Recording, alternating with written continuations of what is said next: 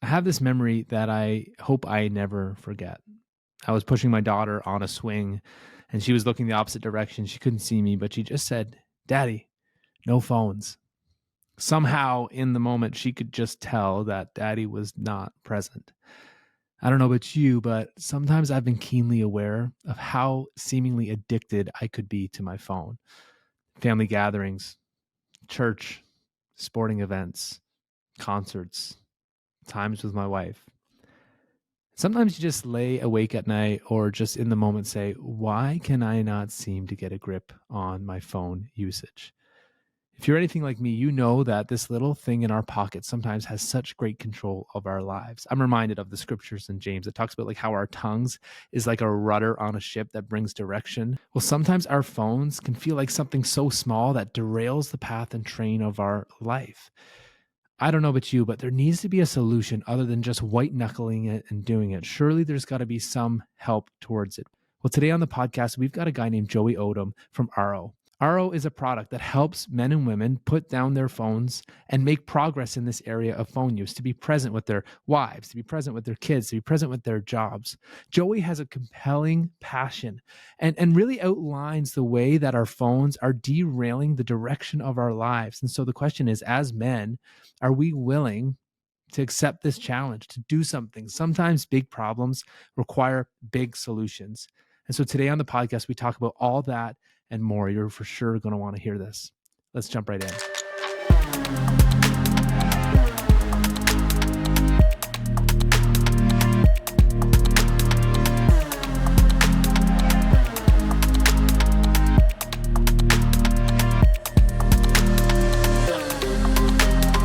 Well, Joey, thanks for joining us, man. So glad to have you on the podcast. Jordan, man, I'm pumped to be here. Thank you very, very much for having me.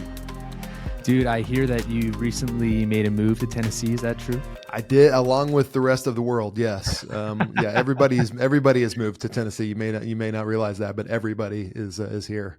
Is it the Nashville chicken and like the food? Is that what's doing this? Is that what's bringing people? I got to think the food's a big part of it. I think the lack of income taxes in the state is another contributor towards it. And it's just, it's one of those things. You get momentum towards something, and it just kind of snowballs and builds. So it's we're luckily a little bit tucked away from all the Nashville craziness here in Knoxville, but it's coming our way, I think, to East Tennessee.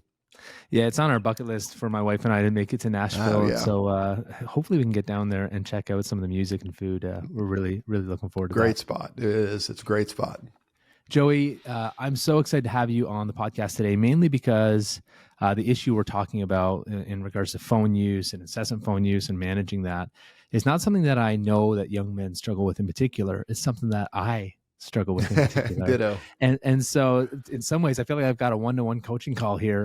But for the many men that are listening, tell me what your story is a little bit about. When did the lights come on for you to say, oh man, I should probably do something about this?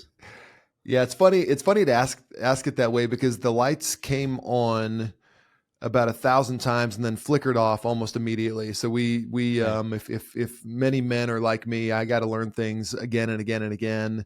But the one time, Jordan, that I really think back, and there are several like this, but there was a time where the lights really came on for me, and it was when my son Harrison was 5 years old. And so Harrison is now 15, greatest kid in the world. When he was 5 years old, he was playing his first soccer season, and everyone on the team had scored a goal except for Harrison. So he's the last person on the team, but he's out there having fun, running around with his buddies. And this Saturday afternoon, it's just this magical Saturday afternoon. I think back on it, where in the middle of the game, it's almost like everything went in slow motion for a moment. And Harrison's in the middle, right in front of the goal. He's got the ball in front of him, the net. Rears back his leg, he kicks the ball, and it goes into the back of the net. And Harrison scores his first soccer goal, and it's just amazing, amazing moment. And I'm 28 at the time, and so here I am, young dad. I played sports growing up, and so what a cool moment for him to score that. And the crowd goes wild. His coach lifts him up. Everybody's pumped, and of course, what does a 5-year-old boy do when he scores his first soccer goal? Where's Dad? Looks to Dad. Where exactly? You nailed it. Where's Dad? So Harrison turns to the sideline, locks eyes with me, and he sees the pride all over my face and just, has this great moment. Except that very last part isn't true. That when he Wow. looked at me, he didn't lock my eyes.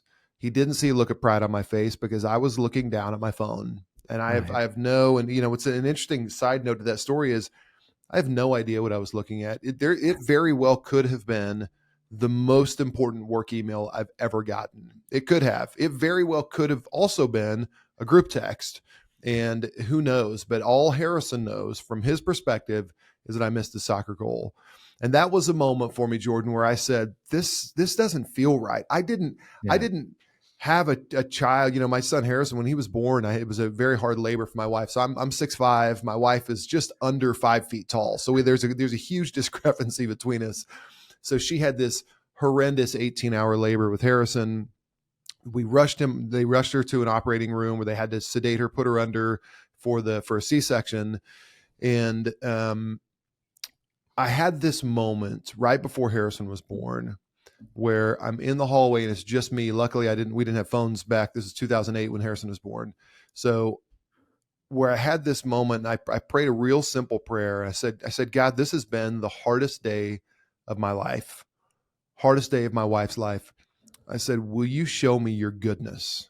That was the prayer I prayed. Will you show me your goodness?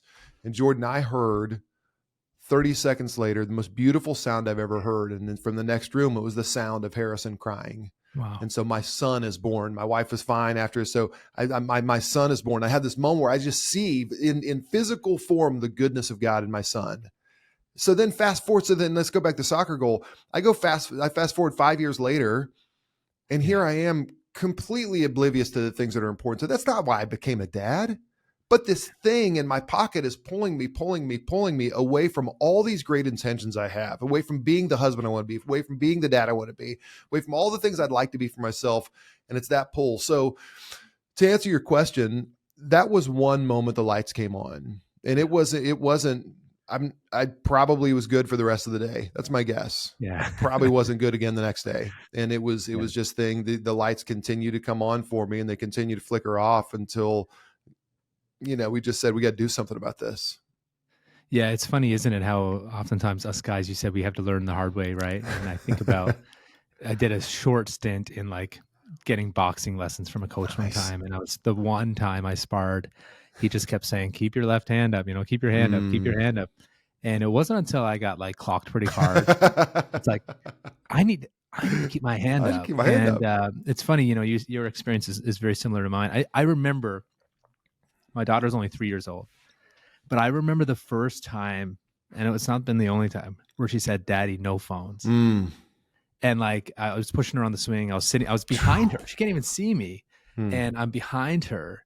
And I remember the first time she said, Daddy, no phone. It's like, you can't even see my phone. But she knew that I wasn't in the moment. It's interesting. And we say all these things. And one of the things I'm big on the podcast is just, you can talk about hard things without guys feeling shame. Oftentimes shame has been used as a motivator for men. But it doesn't need to be. Oftentimes that's short-lived. And so we don't say these things today on the podcast just as an aside to shame anyone. This is just, I think we don't need to sell people on the damage that this is doing to our relationships. We all know. And so it's not pointing anyone out. It's not making anyone feel bad.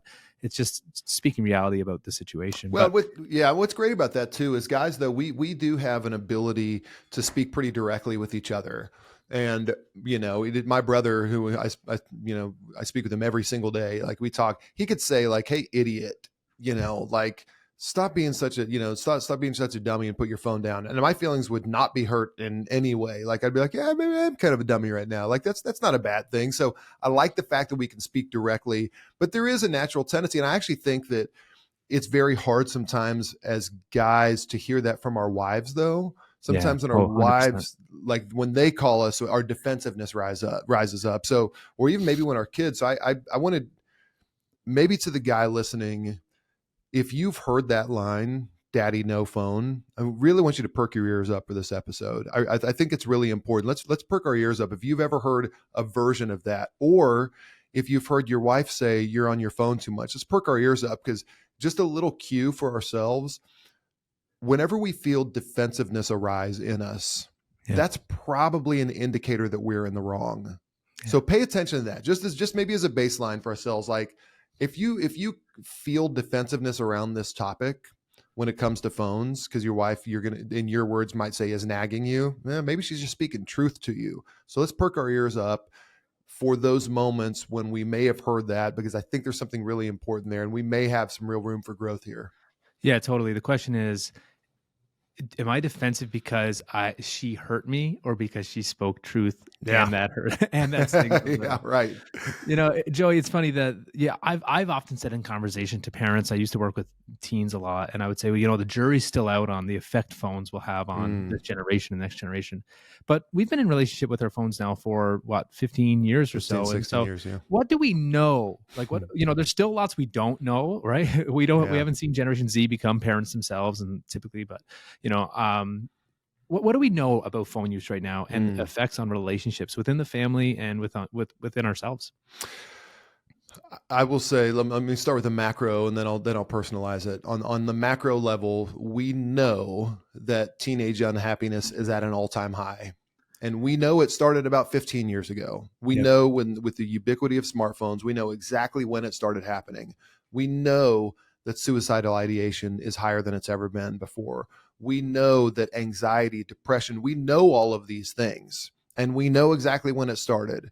And we have a very strong correlation there. And so you can trace that to a bunch of stuff. So one of the things that you can trace it to is like, so cyberbullying is on the rise, right? That's a definite contributor. There are a lot of things that contribute. I believe that when it comes to us, I believe that we have a generation of teenagers right now who, and again, this is no shame, this is not reductive, this is not the only reason, but I do believe we have a generation of teenagers right now who's grown up with parents who have looked at screens instead of their eyes. So there's a study done at my kids' school where they go to school, informal study by one of the middle school teachers, and he just surveyed the kids. Hey, what is it? How do you feel when you're talking with your parents and they look at their phone? Yeah. The words were things like sad, worthless, disregarded. That's terrible, right? I mean, none of us want our kids to feel worthless, yet they're feeling that feeling. And then he asked the opposite side, what do you do? How do you feel when your parents put down their phones and talk to you? One of them is worthy, but the most shocking word that came out of it is the kids were surprised. Whoa. So we've conditioned our kids to believe that they are the distraction and our phone is a priority. So we know those things on a macro level, and we know. And here's the good thing: this one of the encouraging things, Jordan, is that cigarette smoking didn't really change until we realized it was hurting our kids. When we saw, okay, secondhand smoke hurting my kids, okay, gosh, I got to do something about it. So the other thing we know that is that our phones are with us virtually all day long. Smartphone users, 91%, I'm still shocked at this stat, 91% of us don't have to move our feet to get to our phones. 24 hours a day. We don't have to move our feet. They are with us all the time. So we've developed that relationship. And of course, that relationship with your device is having the greatest impact on the relationships that matter to you. So the good news is when you change your relationship with your phone, you change your relationship with everyone around you. So that's great news that that's out there for us.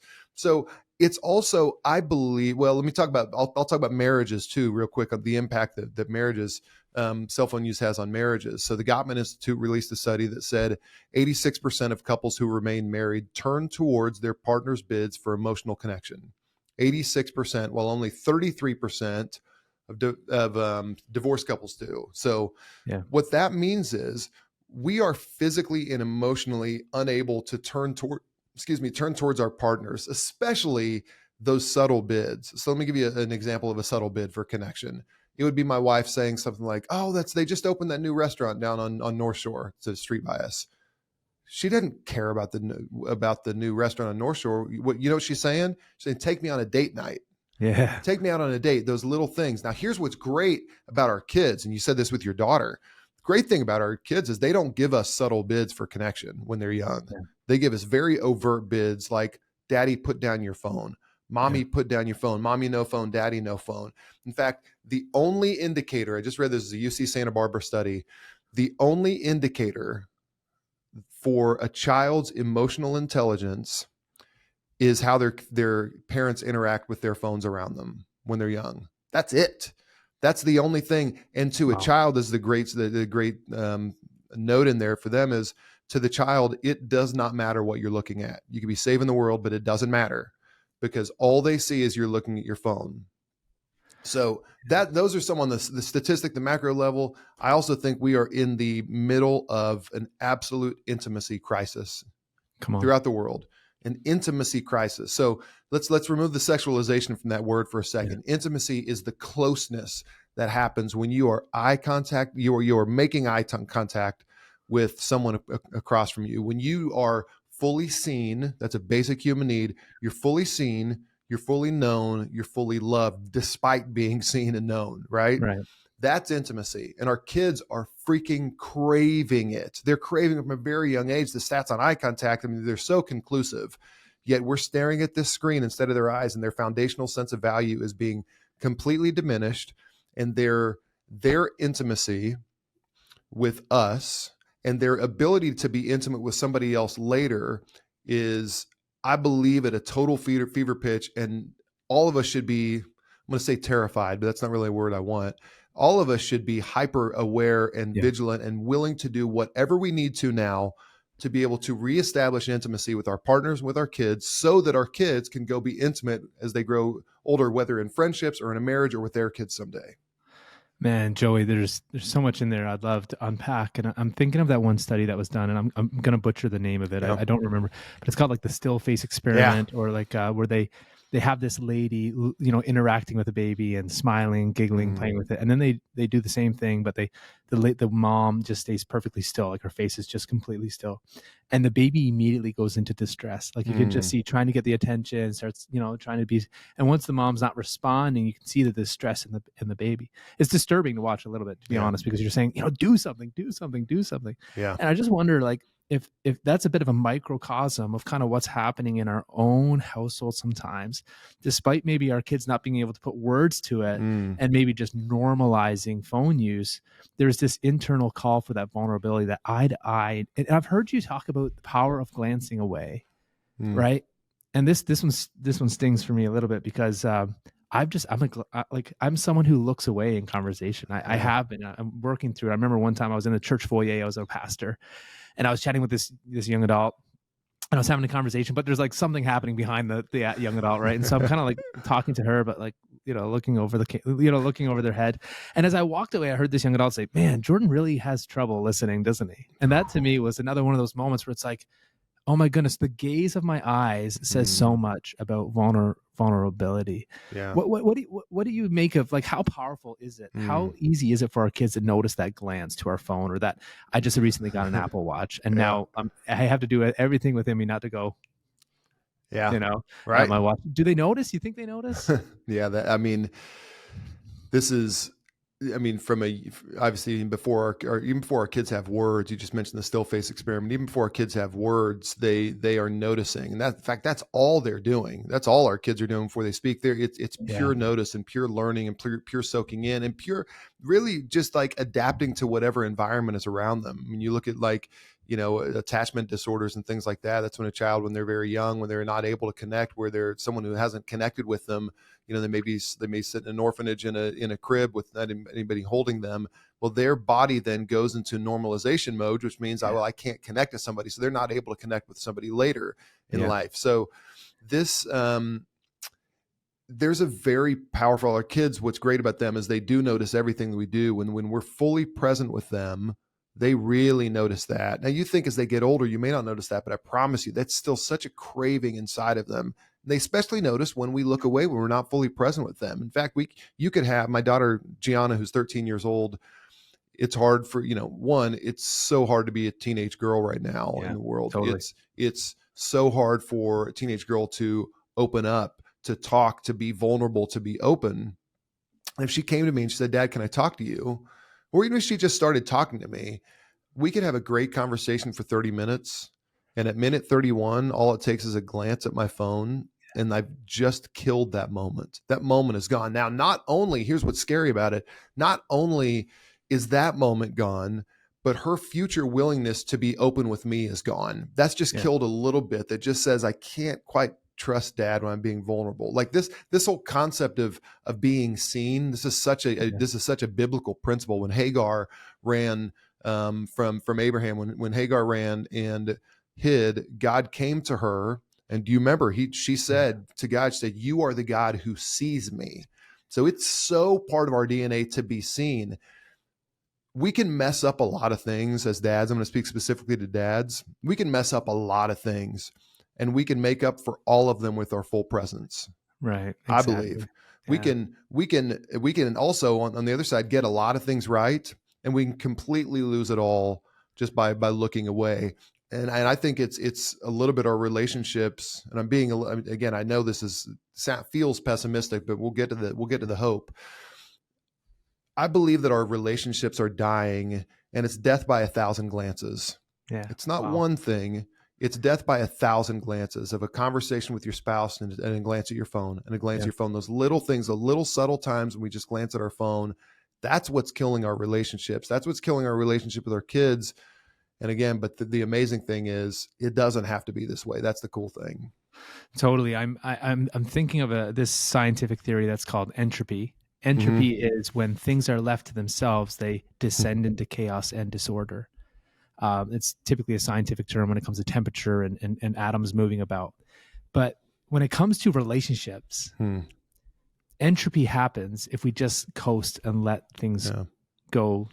It'll just go to chaos. You know, Mm. it might just go to complacency or apathy. And I think one of the ways we can actually combat entropy or apathy or just decline in our relationships is to, like, I've heard it said, intercept it, like Mm. stop it in its tracks. And that's where like RO is such a powerful tool. The problem with this conversation I'm finding is there's a lot of limiting beliefs around a lot of limiting beliefs around phone use. And so you hear guys say things like this. I don't know if you've heard some of these things. Well, I need it for an alarm, right? Yeah. Or I need it for my work. And listen, we're not here to disparage phone use in general, but there are some limiting beliefs that we think like, well, this is just the way life is in the 21st century or whatever. Mm. But have you encountered some of that like hesitancy to actually deal with the issue at hand, to cut off that entropy and just intercept kind of decline? Like, what's some of the things you've heard from men or people in general that say, oh no, I just can't? Well, we do this. I mean, we do this in every area that's valuable, where we have some resistance to it. So here's a parallel for it. Well, that gym, it's like 20 minutes away from me. I don't want to do that.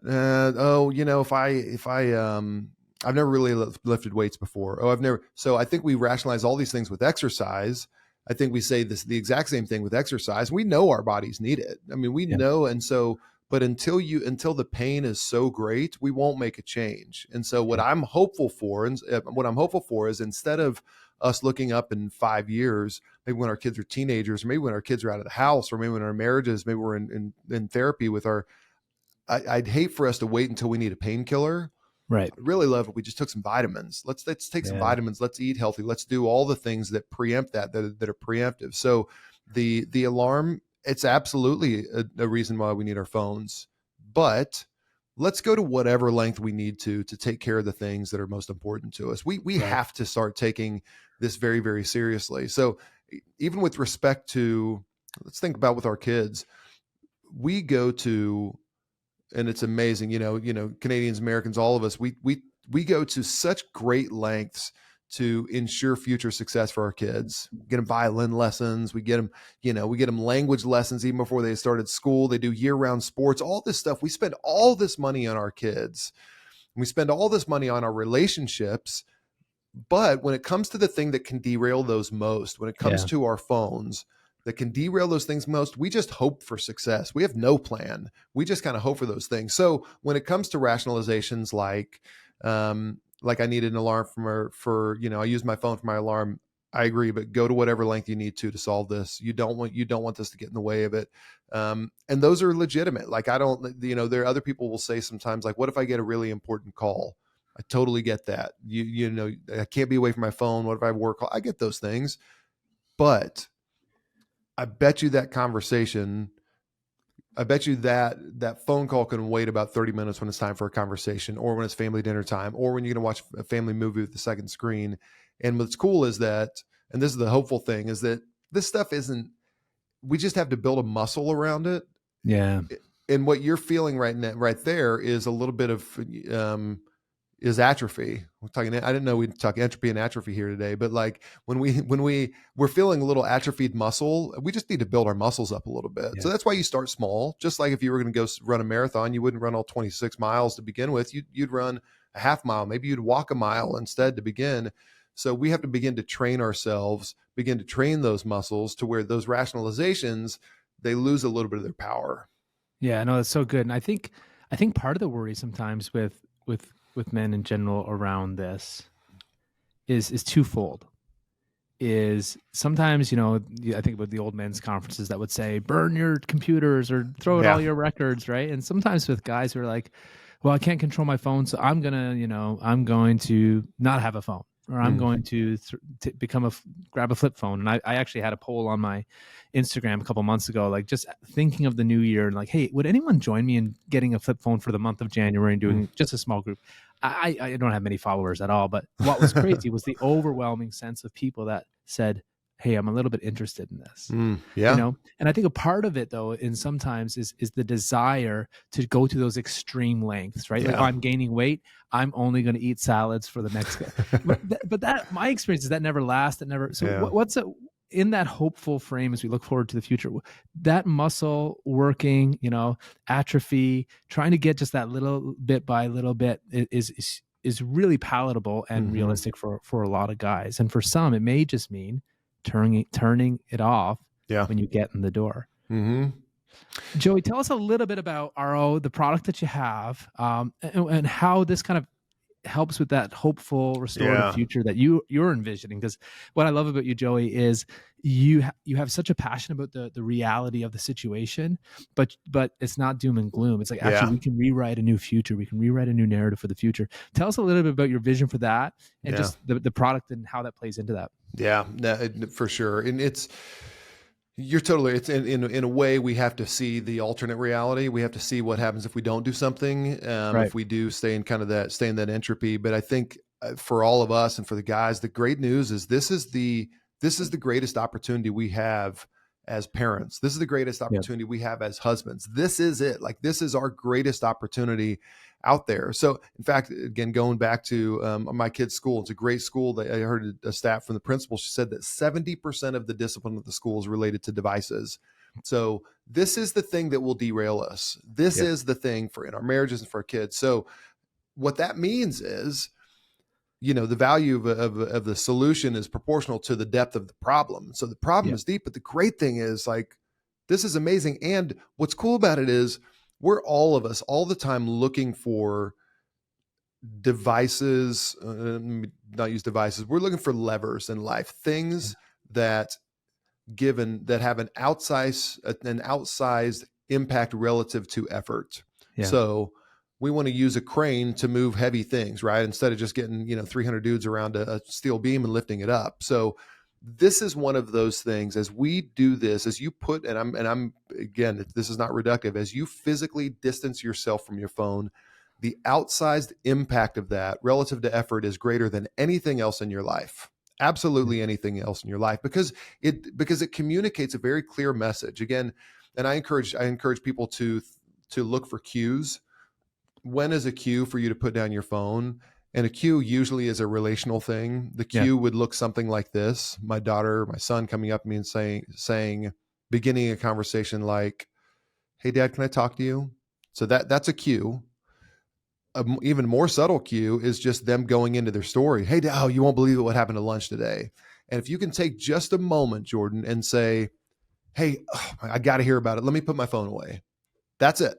Say that thing. Or your wife begins like, "Oh, I want to hear this. Let me put my phone down," and physically go put your phone away from you.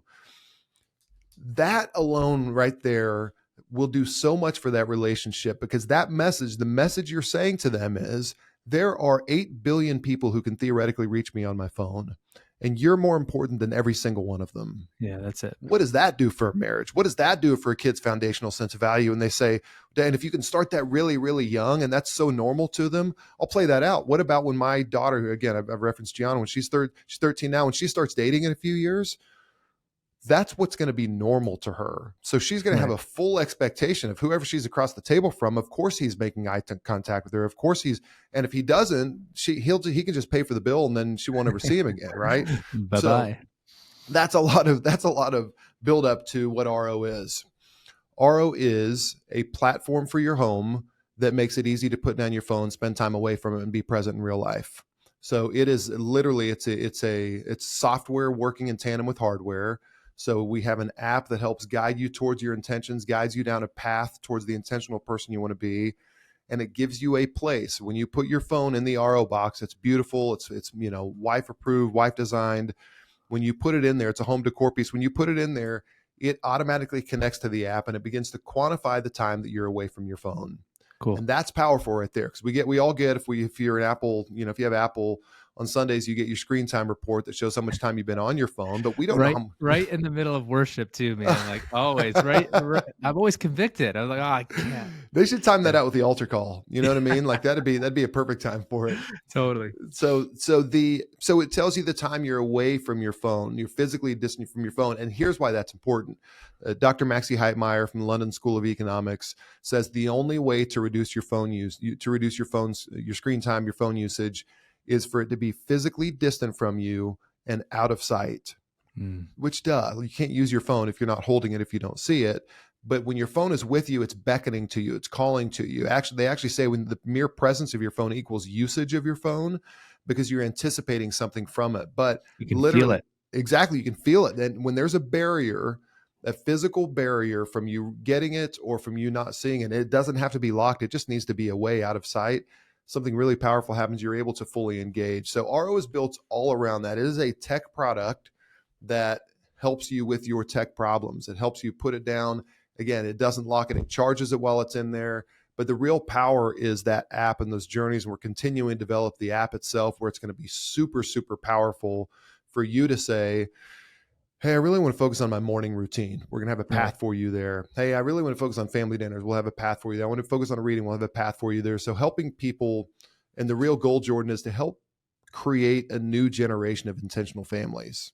Yeah. That's what we want to do. And we believe that's possible. And when I say a new generation, I mean an entire generation of intentional families who live with intentions, whose kids live with intentions, and who are not so toggled to this phone that we're not able to accomplish those intentions. Yeah, man. And that's like something that I think about the many men that I know that are really focused on leading their families well. Yeah. Like this to me makes so much sense. So oftentimes from my experience, phone use is often a topic of conversation, typically from the mom or the wife. Yeah. Right. Yeah. What would it look like for dads to feel the urgency? Right. Like what, just picturing this gives me so much joy. Feel the urgency and lead in this. And I think a lot of times for parents in particular, there's a fear that our kids are going to be the weird kids if they don't have a phone, or our kid, we're going to be the harsh parents if we don't do this. But there's got to be a willingness to kind of be seen as whatever they decide about us as a family, because we are, coming down what seems to be hard on this type of topic. You've got to be willing to say, hey, I'm going to go against the flow here, against the grain, to kind of write a different story for my family. I love that story about, that illustration about your daughter when she eventually starts dating and sitting across the table from another guy. It's about making new norms. Yeah. It's about creating, what's the expectation of relationships? It's like, if I could instill in my children that actually what's normal, not what I say, but if I can instill in my children that what's normal is this type of behavior, looking people in the eye when you speak to them, putting your phone away for important times, that changes the family, their families, and their workplaces, perhaps. It's just so incredible. I just think about how sometimes, even with my own daughter, she's like, "Hey, Daddy, can I look at your phone?" Right? She's only 3 years old, and I'm like, "No, honey." Right, as I'm scrolling. Right? Yeah, right. It's exactly. Like, I can say it's not good for her to watch, but she is reading that. Hey, that actually is good for me to watch because Daddy, you're watching it all the time. So just creating these new family norms, and to know that RO does that, and the gamification of it, and just making it fun and challenges. I mean, even Yeah. our own, I think about how we gamify our own exercise now, right? Yeah. Like steps. I've got guys on my Apple Watch that are walking like 20,000 steps a day. And I'm like, I just want one day to beat these guys at these steps, right? Have you seen the gamification happen, like help in the greater family unit, like sons and daughters? And Yeah. does it bleed down? Are the kids catching the vision of this, you think? I mean, this is uh, going to back to your daughter saying, "Daddy, no phone." The reason she says that is that she expects your presence. So what's normal? Hmm. She just expects it. So of course you put down your phone because she expects it. She expects that she's the focus and your phone's the distraction. Versus the other way around. What we're conditioning our kids to believe is that our phones are more important than they are. That our phones are the focus. They're the distraction. And so over time, here's the, and I believe for you, because you're so intentional, and I believe for the guys listening here, because they're so intentional, I believe that our kids are going to continue to be direct with us and say those because they have a full expectation that it's normal for you to be present. And so in the rare instance that you're not present, I think all of everybody listening here, I think I'm just going to like speak this as truth over you, because you're going to create a normal home, a Yeah. home where it's normal for you to be fully present, where your kids can count on your eye contact and your presence, that they're going to continue to call you out in the rare instances where you don't do that for the rest of your lives. What a freaking gift our kids can give us. So I'm saying that like as truth over Jordan, over you, over me, and over everybody listening, that you are that kind of dad, that you're going to be that kind of dad starting today. And the new family norms and our kids, here's what's amazing. We expected that because my business partner has teenage kids, we have teenagers. We expected that the people that would adopt this were families with teenagers. That's happening, but we found our greatest cohort of people are families who have kids that don't yet have phones. Wow. And that's interesting to me. And what it shows is that that's a hyper intentional family who knows they want to be present. They want to set their kids up for success. And the people that love RO most are kids who don't have phones. They're the ones because they start demanding it. I mean, if you want to create a monster, go get RO, because they'll start saying, they'll get so used to it, they'll steal your phone. They'll go put it in there. This is true. Yeah. And what I love, a lot of parents will hand their phones to their kids and say, will you put this away for me? Will you put this in the RO box? And the reason that's important is it's signaling to the child that they're more important. It's building a muscle memory in those kids to go spend some time away from their phone so that when they Right. get their phones, they won't have a phone. And then it just creates this entirely new environment culture. So, and then the last thing it does is it's almost like when you talking about your daughter, you have a phone, she doesn't. She's asking for your phone. It's almost like you're on a different level than she is with a phone. You have one, she doesn't. When you put your phone down, you go to the exact same level as your child, and they feel like they're eye to eye with you. There's Yeah. no more distance. There's no veil between the two of you. It's just you and them, and it's full presence, and it's your opportunity then to show them how valuable they are. Yeah, it's beautiful, man. I'm thinking about the many dads that are probably listening, or even young men that are not dads, and they know that this is an Mm, issue. They I think about the many young men and that use their phone as coping. They never sit with yeah. their feelings. Mm, They use their phone as entertainment, and what would you say, Joey, as we bring this to a close eventually, to the young mm, man that's not married, no kids, not no kids vying for their attention, but just knows that, like, man, yeah. this is just like pocket heroin Mm, and I need some help with this. What's a good place to start? Like, yeah. what do you do with that?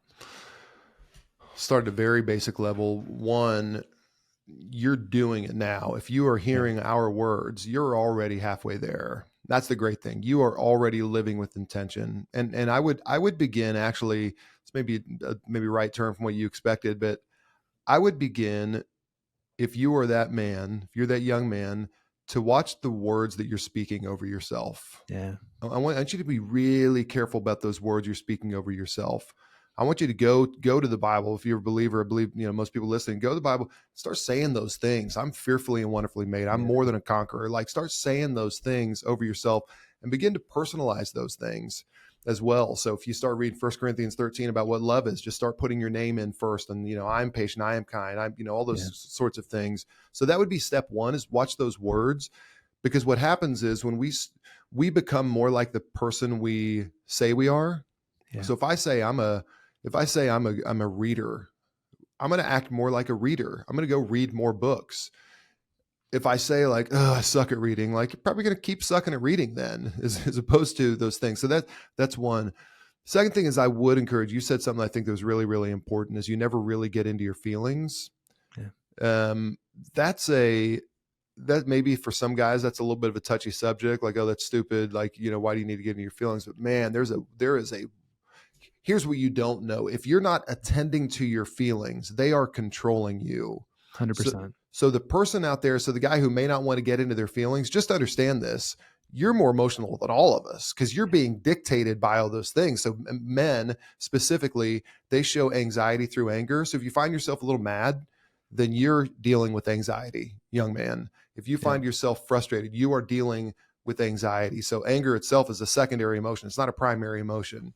So let me synthesize all of what I'm saying here for the young man. I want to encourage you on a daily basis to spend 23 minutes and 15 seconds away from your phone at a given moment. Let me tell you why 23 minutes and 15 seconds. There's a study at UC Irvine that says that it takes 23 minutes and 15 seconds for us to refocus after we've been distracted. 23 minutes. So all of us walk around all day long, constantly distracted. So find that. Have no inputs, not a TV, not a podcast, not even worship music, nothing. 23 minutes and 15 seconds of that. And just kind of see what happens. Belly, I'll warn you, it's going to feel really uncomfortable at boring. first. Yeah, it's going to feel very boring. That's when creativity sparks. That's when you start digging into things. Just start with that. Put your phone in a different room and be there for 23 minutes and 15 seconds. And consider RO. RO is a term that means to notice. It's a Maori term that means to notice. Start thinking start looking for opportunities for RO. Start living, whether you subscribe to RO or not. I want you to be in a posture of RO, a posture of notice, looking at the people around you, making eye contact with somebody, smiling at them, having a conversation with a friend, seeing if something's a little bit off. If you're talking to one of your parents on the phone, or if you're talking with a sibling or one of your friends, and just begin to live a lifestyle of notice. So good, man. It's that whole premise of entropy. And if you don't do anything, young man, your life will descend into chaos. Do you want to live a life of default or design? Yeah. Right. And what I found helpful in the past year, man, I just discovering this myself.